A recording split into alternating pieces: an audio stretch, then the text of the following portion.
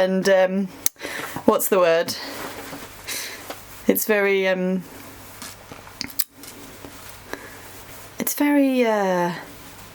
understated.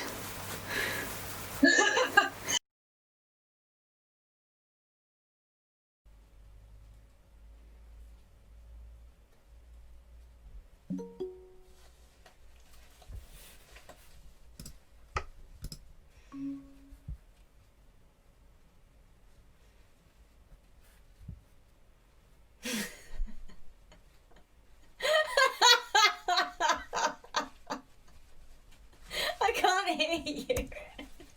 I can only see you. No, I still can't hear you. I can see a lot of you though. You look incredible.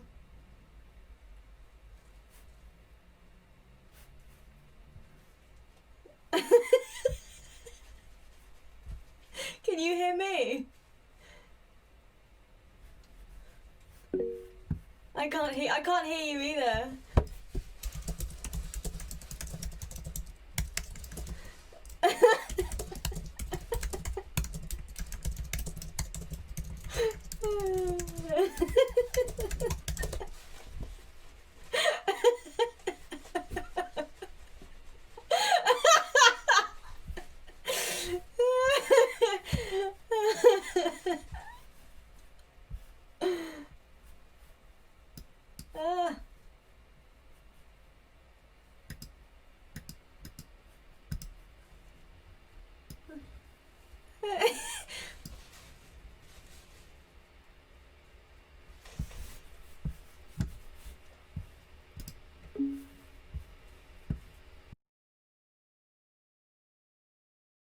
Right.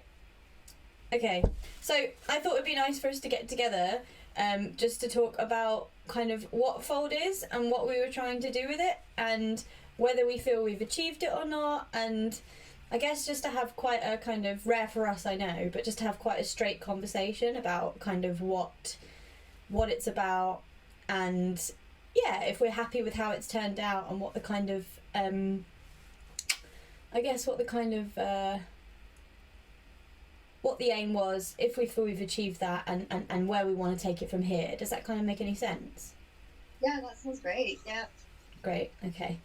So, I mean, I was just looking over our notes that we wrote. I know for me, this idea has been kind of like 5 years in the making since college. I mean, since I was at art school. This is an idea I've kind of had with sort of several people, and we've talked about how we would go about it. And it wasn't until I kind of started collaborating with you, and we kind of started thinking about it in sort of an actual, sort of a proper way, in a way that we could actually start to realise it, and we could manifest some of these ideas, that I started to get quite excited about it. And for me, it was always kind of based around this idea of having a publication that you could view work with in different ways. And when I was younger, I was quite obsessed with maps, like Ordnance Survey maps and things like that. So I was quite into the idea of kind of creating something that folded out in different ways, and that you could play with, and you can always change the orientation of a map. And you can, what I like about an Ordnance Survey map is you can fold it open to a page that you quite like, and you can kind of keep it on that page but then still have it folded up again. And I kind of like the idea of curating in that way, in the sense that you could, we are, you know, as the people that have made the publication, we have curated the work, but then it's up to the viewer to interact with the kind of printed material, and, you know, cut bits out or change bits, or adjust it and kind of manipulate the printed surface to kind of create what sort of ever arrangement of the work they wanted. Yeah, I think that, like, because you sort of told me about your idea of it being like a folded sort of art show in a way, like where there'd be different sort of artworks on different pages, and you would like unfold them. And then I really loved the idea of like it being playful, and that people were in control, like more in control of the curation of it. Yeah, I feel like curation is definitely like a skill, and also like a way of approaching art. And I think when you put that in the hands of the viewer, it's like really interesting and nice, and it's such a tangible way of doing that. So it sounded really exciting to me. So I was really excited when you asked me to be one of the artists in the publication.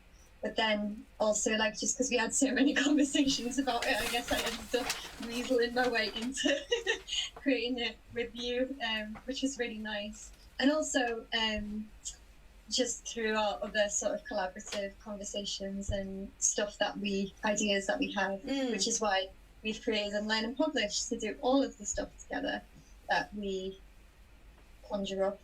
Yeah, because I would say this publication is about the viewer as much as it's about the artists. We both really wanted to create something that was incredibly kind of accessible, and that was really kind of accessible for artists to apply to. I feel like we live in a kind of environment at the moment where open calls are this kind of weird sort of situation where getting anything from an open call feels like a kind of a gold dust moment, and it always feels like the same people are getting the same things all the time, and you just feel like if your name's not on that particular circuit, that you're kind of, I don't know, you're kind of pissing in the wind a little bit, and it just I think we both wanted to create a platform that people could get in touch with and say, like, I have this thing, and if we felt like it didn't work necessarily with the issue we were creating, that we would kind of turn it around and say, but next time we can create an issue that sort of works around the piece you've given us. So the idea of never turning anybody down kind of thing. Yeah.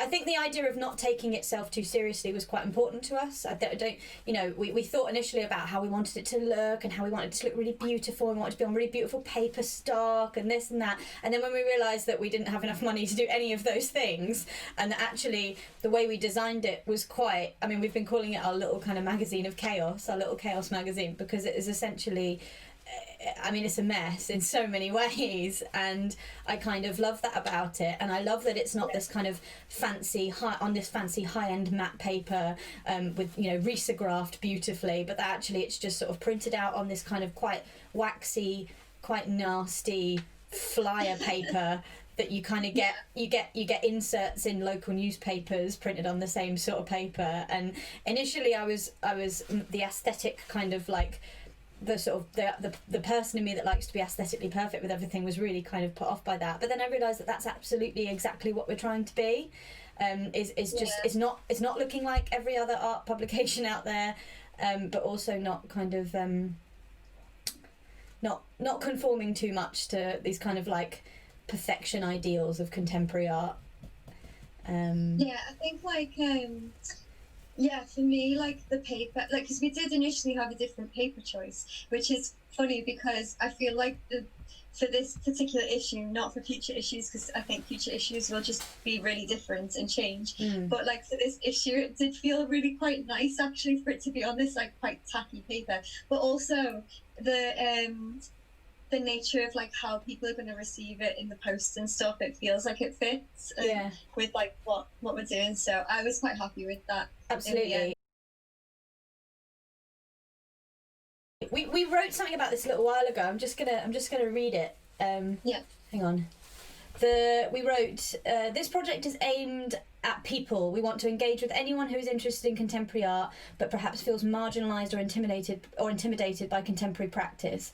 It isn't just the artist that we want to encourage accessibility for, but also the reader and the potential future contributors. Within the scope of this project, anyone has the capacity to be an artist.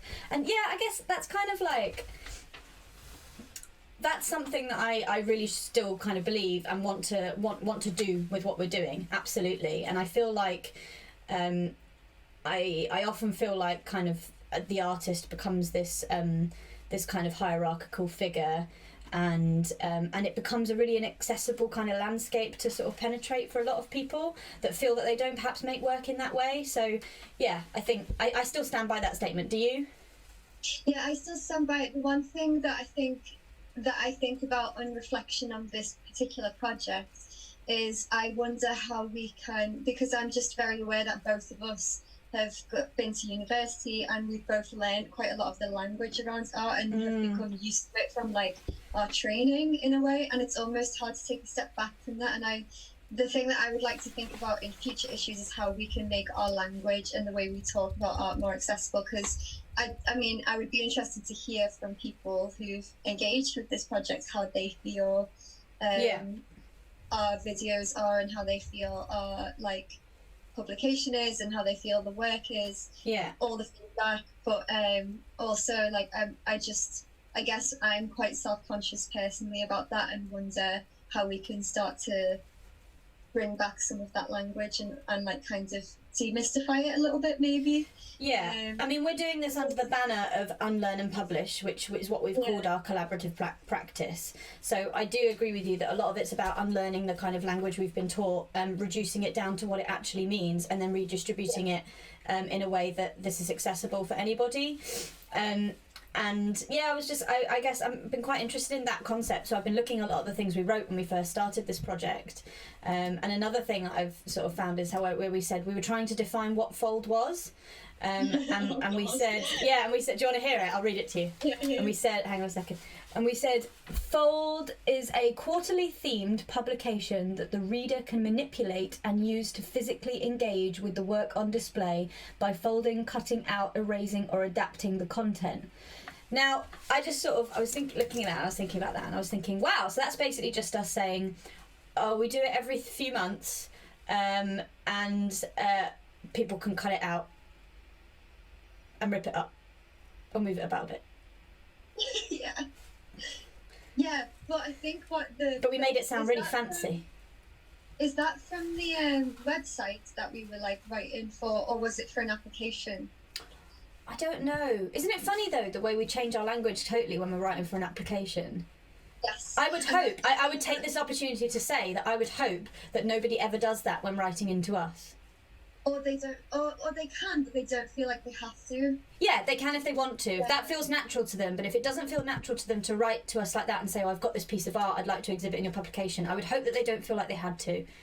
Yeah. But maybe they wouldn't feel like they had to if we didn't use language like that in the first place. Yeah, exactly. I think that's it. And I think it's also like, again, I think a lot of that language that we use in those applications is because we know that Art English is the sort of standardized application language, which makes it very difficult for people who haven't learned that or who aren't English speaking, because a lot of places accept applications in Art English. Yeah. But also like, just like even myself, I feel like I've got like, you know, a certain level of language where it's like, you know, I've been to university, I've learned a lot of the kinds of key phrases that people say, and I kind of have an idea of what they mean. Yeah. But there's also like times when I'm just like, I have no idea what that means. Like I was looking at things to potentially apply to, and somebody had sent me a suggestion of something. Like there's some people that send me some suggestions quite regularly if they think something looks like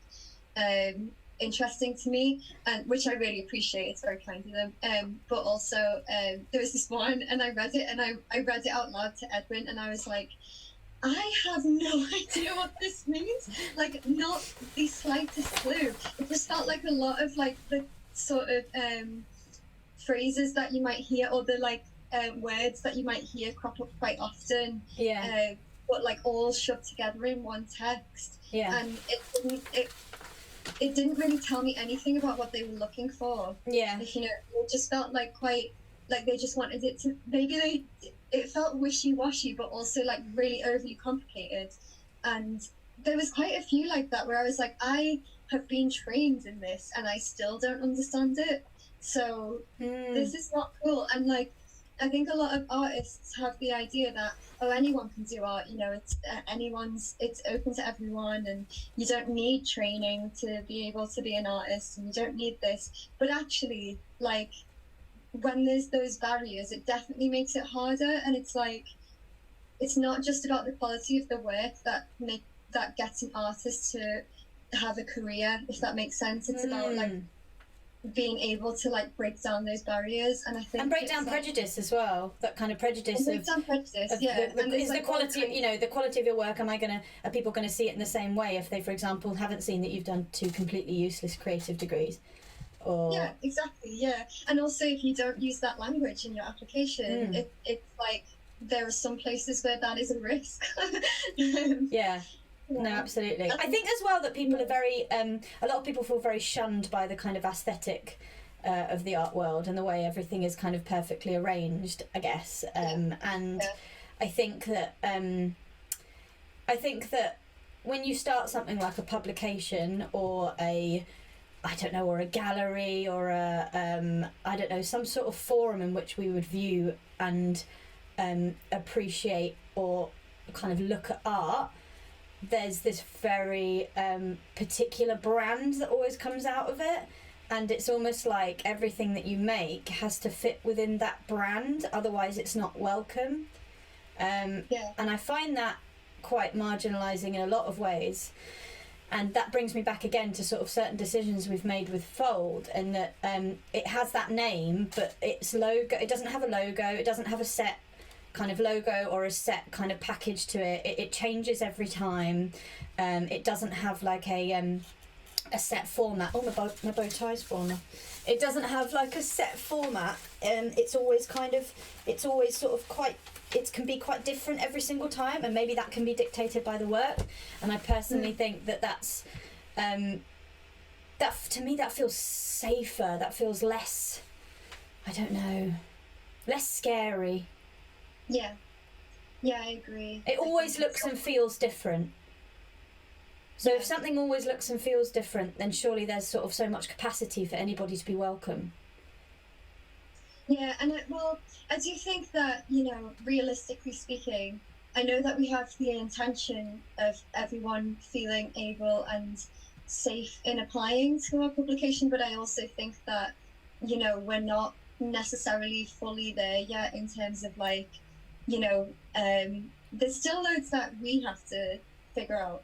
And that's not to say that I don't want anyone to not apply. I just mean I'm aware that we're not perfect at this. And I just want to be clear about that, because I think that lots of places and lots of organizations, and my work with lots of organizations has taught me that no place has completely erased inequality despite intentions. And I think that it's like an ongoing process, and I hope and I believe that we will try and be unpicking that as we go along. So it's the intention, it's the hope, and hopefully we make as much of that as possible a reality, I guess. Yeah, absolutely. But I was still reading these few bits, and I was just going back to those things we were saying about what we were doing initially, which was we're exhibiting in the expanded field was one of our first things. And then I read further down, and I read that it said it's a bit like a trashy magazine but with art interests. And I feel like we're more at that space now, which I'm very, very happy with. So I think it would be good if we talked about a couple of the artists on show and kind of how they've created what they've created and what they've done. So I guess I wanted to start by talking about Ellie, who has taken her kind of her work is very filmic and sculpture based, and we've talked about this a bit in the Q&A, but she's taken that and she's created something that you can physically cut out of the magazine. You can cut it out of the publication, you can hook it over the top of your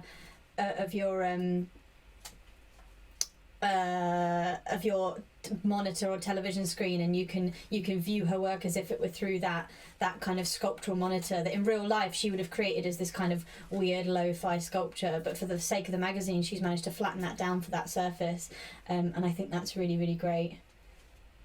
Yeah, so you can get a flavour of what it would have been like in an exhibition within your own home. Yeah, but it also takes on its own meaning as well. It becomes something that's flat packable, which I really like in her work. Flat packable. Yeah, and then I guess it would be amiss if we didn't mention Kevin Christensen as well, who has created an absolutely wonderful film in conjunction with the work that he's kind of put to us, which is, I hope, really informative as well, and gets people to kind of really think about how they would go about creating their own comics, which I really, really like.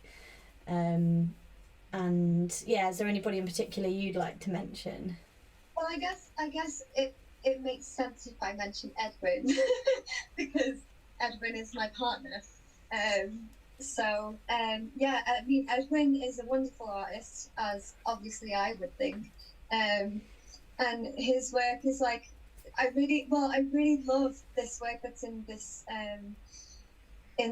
publication, because it really, it's really eye-opening as to like what sort of I'm going to say dual identities, for want of a better way of phrasing it, but maybe like if you have an identity that can sit in two different ways or multiple different ways, particularly with regards to race and nationality, there's like some like funny but also some like quite difficult things that could pop up. And I mean, Edmund's piece is certainly about the funniness of it. But yeah, I think it can open up a lot of conversation about that and things that I personally haven't had to consider in my life. But like, yeah, like with his use of sort of Chinese text, which he's used Google Translate to make, so it's not actually like proper Chinese. Yeah, I think like that is just really clever, and the kinds of creating these very English phrases. And he was also telling me about a time when his mum and dad saw those paintings in the exhibition, and his mum was going, "This isn't correct, like the Chinese isn't correct," and he was like, "Yes, I know." So yeah, even like the receiving of it is quite funny as well. So yeah. And then Kathy is fantastic, and did this video for us, which can be accessed via the QR codes in the publication. But yeah, I really like that green bath, and I remember making this stuff when we were at uni, and she'd like, I remember one time I came, because we lived together when we were at uni together, and I came back home and she was like, "I painted myself green and I have no idea why," and it was just brilliant. And I like, for me that brings back a lot of memories, as well as like the work itself being just really funny and great. I feel like as well we wanted to explore the bounds of what funny actually was. Like we just titled the issue Funny with kind of no real description of what that word means or what it's about, which I find quite funny in its own special way. And like I would say, for example, the work of somebody like Helen Shattuck, it's not directly funny, you know, it's not like, you know, laugh out loud, spit on your neck, fantastic, funny, but it's fun. And I think the idea of exploring this kind of shortened version of the word funny, you know, we always see funny as being something that offers some sort of hilarity. But I think the idea of something just being fun and just being jovial or whimsical, and kind of what I love about Helen's illustrations and Helen's patterns is that a lot of them actually come from this quite kind of interesting place of kind of control and order. As is something that's kind of weaved through her practice in different pieces that I've seen. But what I really like about them is that they have a sense of freedom to them. You know, they break the little pattern mold. You start off thinking, oh, they're quite regimented, but then they break that little mold and they become something that's kind of, I don't know, that has a sense of fun, a sense of intrigue, a sense of play, again, playfulness about them.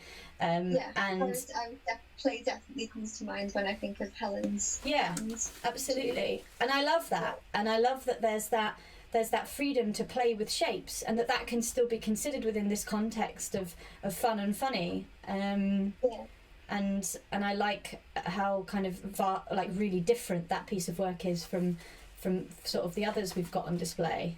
Adam Goodwin's work as well, I find I really like his kind of, I like these kind of like virtual kind of reality spaces that he creates with his sort of layering of imagery and what he does. And I like the way he kind of really sort of, I don't know, expressly and explicitly plays with those kind of like ridiculous sort of social media and kind of contemporary imagery tropes that we have around us at the moment. Like, you can't look at, here's the first thing you look at is the aubergine. The first thing you associate that with is something that's quite very specifically gendered and very specifically kind of maybe a bit rude or a bit naughty. And I kind of I'm interested in the way that his images kind of take you into quite a sort of a serious art space, but they're also really taking the mick out of themselves as well. Yeah, definitely. They look very of the moment and considered, but they're being silly. Yeah. I like that. It's silly, I would say. Yeah. Have we missed anybody out? We haven't talked about your work. Well, there's me. Let's talk about your work. Yeah, I mean, I can't really even remember, to be honest, what my work is. Well, just tell us about, you wrote the piece Flan, about what? Yeah, I wrote the piece Flan.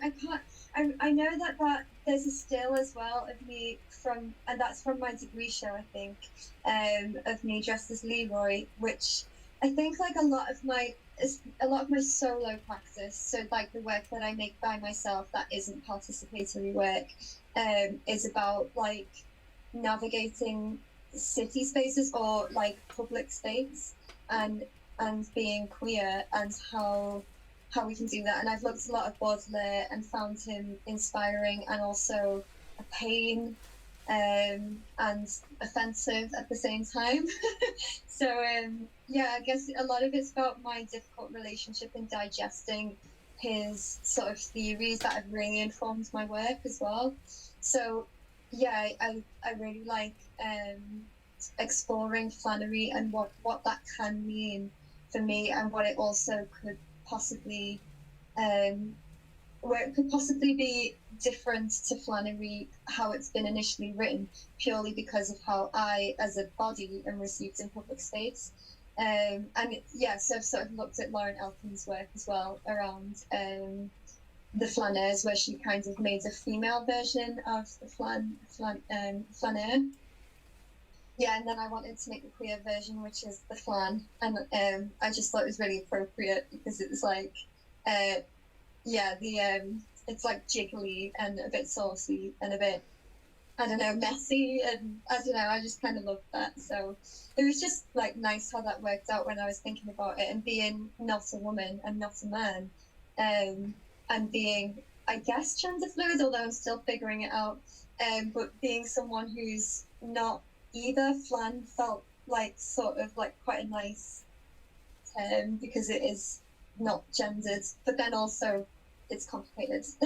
One thing I like about it is where you start looking at the roots of the French language and the roots of the words that you're kind of considering within the text as being masculine or feminine, and you kind of like, you look at those things and then you start to sort of unpack those things in the text you've written, and I think that's really, really interesting. Is it wrong that they have you ever seen Star Wars? Yes. Have I ever seen Star Wars? I'm married to Darth Vader. They slightly remind me of Jar Jar Binks. What? Yeah, I don't know what it is.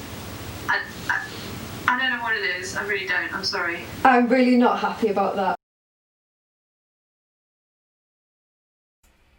I wanted us to speak a little bit about how, as we've gone along, we've realised that this publication might be queer, and might be kind of particularly aligned with. Whoops, sorry, I just knocked my desk over almost there. How might be aligned with our queer identities. We both have very strong queer identities. I identify as a lesbian woman. You identify as non-binary, and. Pansexual, bisexual. But this is the thing, is that our identities are constantly being kind of rewritten all the time, because we are unlearning everything we've been taught for such a long period of time, and that's why we're working under that banner of Unlearn and Publish, and I guess I like that the kind of discussions we have about our fluid identity is so positive, and that it can remain so fluid with both of us, and how we both identify a certain way now, but we might identify differently, in 5 years' time or 10 years' time, for example. But that's okay, and that doesn't mean that now is a phase. That means that now is now and later is later, and that identity is something that can align itself at particular times of your life in particular ways, and that you can choose to change or choose to grow or choose to kind of move on or remain within those kind of particular identities that we feel comfortable within. And I guess I'm interested in kind of how this became queer, and what our thought is for that moving forwards. I think it probably naturally, the way that I think it's difficult to let go of the idea that we do have a certain voice in this that we can't just like get rid of, and we do have a certain bias that we're trying to address it as far as we reasonably can. Yeah. But like, our bias is queer. Our bias is queer, yeah. yeah, we both identify as queer. We both have so many conversations about it. It's a huge part of our friendship. It's a huge part of our collaboration. It's a huge part of how we grow to learn about each other and understand maybe some of the more nuanced parts of each other's identities, but obviously as cute as individuals as well, like not as a group. But yeah, I think that that's kind of how it's developed into that. But that doesn't necessarily. I mean, we've had a conversation about this, and we said that that doesn't necessarily have to mean that everybody who's in the publication will identify as queer, but it's just acknowledging our aesthetic, acknowledging our bias, acknowledging, you know, who we are, I guess, in it, and how we view, like, what lens we're viewing it from. Yeah. And so, yeah, I think that's how that came about, and just sort of realizing that and wanting to be honest and upfront about that, and proud of that as well. Yeah, so that's that. What was the other question? I don't remember. How will we go about that moving forward? Yeah. I think just being even more unashamedly ridiculous, and I don't know. I have big ambitions. Like we've talked about a lot of potential ideas, and I'm really excited about them. And there's one that we've spoken about that I think could be really suited for our next issue. So I really hope that if people like this one, they, you know, maybe follow us on Instagram or just keep an eye out to see what we do next and what the open call will be, because I think it's going to be really exciting, and I think we've already got some really fun ideas about how that, and I think they are, because it's us inherently quite queer. So yeah. Yeah, so we should probably say where we're available to view then. So we're available to view on www.unlearnandpublish.com. Our Instagram handle is for this edition, for Fold itself, is fold_publication, and our overall kind of collaboration that we do together is Unlearn and Publish, and that's on the Instagram handle. I can't remember. I'll check. Don't even know on my phone. Hang on a minute. And that is on the Instagram handle, just Unlearn and Publish, all one word. We're a bit shit at social media, but we'll get better. What's the statement of the century? We'll get better. We both have jobs, many jobs outside of doing this, but we always want to talk. So if you want to get in touch about anything we've talked about today, or you want to ask about anything we've talked about today, or you want to challenge anything we've talked about today, or the way in which we've talked about it today, please do get in touch. We'd really like to hear from you, and if you want to know anything more about Fold and getting in touch in the future about sort of putting some work in, that would be great too. Yeah, or any feedback of any kind about the application, about the work, about the videos, anything. Yeah, absolutely anything. So thanks. I've enjoyed this chat today. I hope we continue to make beautiful work together. Actually, nothing about this is beautiful. I hope we continue to make really ugly work together. Yeah. Because ugly is beautiful. Cool.